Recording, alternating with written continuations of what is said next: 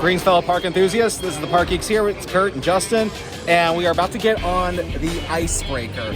This was from what I've been told, one of the most anticipated rides to happen this year. But after looking at some of the POV videos, it doesn't seem spectacular. But what I am expecting is, at least some good hang time on this thing.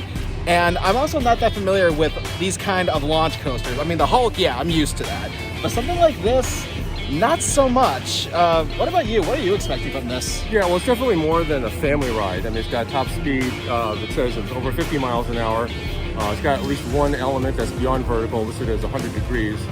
So it's definitely more than a family ride, but probably more so than, say, Fire Chaser at Dollywood.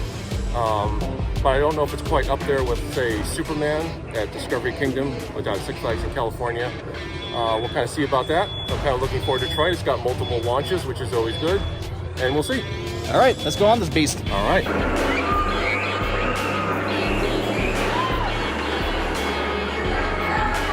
Hey, we just got off of Icebreaker, and this is our first impressions. We'll have our final thoughts in the actual streamcast.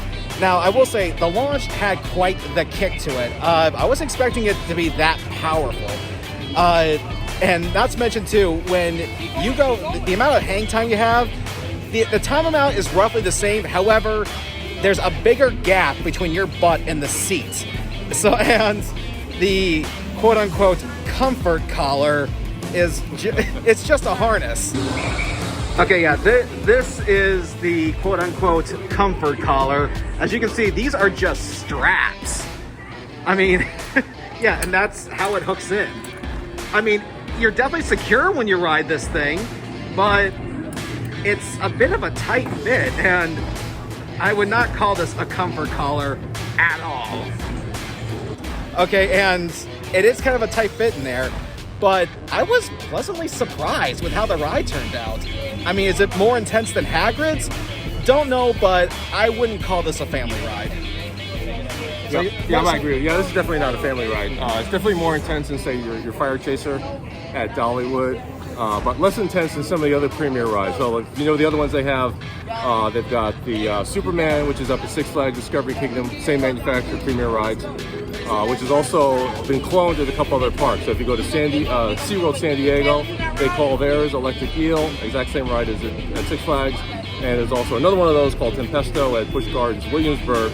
All three of those are launch coasters, but those are much more intense than this one. There's also another one they make, Premier Rides has, called Full Throttle at Magic Mountain, and that one's even more intense than this one. That one hits up to 70 miles an hour. This one's only around 50. But this one is pretty good. I like the launch. The back and forth motion is less intense than on, say, Superman.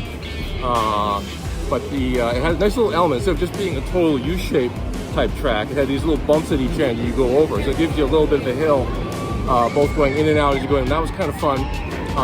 Nice on the launch, you go over the hill and you do kind of a diving swoop down, which I liked.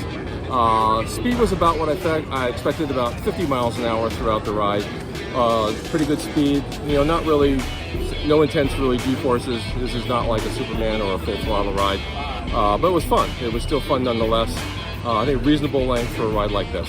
Now, did you expect the amount of hang time that I mentioned, or at least how big of a gap there was? Oh, not so much. I mean, it was about more or less what I expected. The first launch was a little bit on the slow side, I think, and it gives you get the momentum as you keep going back and forth. But so, like, when you finally get over that loop, that's when you feel like, okay, there's quite a gap there. Yeah, there's a bit. You just kind of barely crest that first. When you first make it over the hill for the first time, you're just barely cresting that. You kind of really feel that. Yeah, he has more experience with coasters than I do, and I was not expecting that. Yeah. So first impressions, worth doing. Yeah.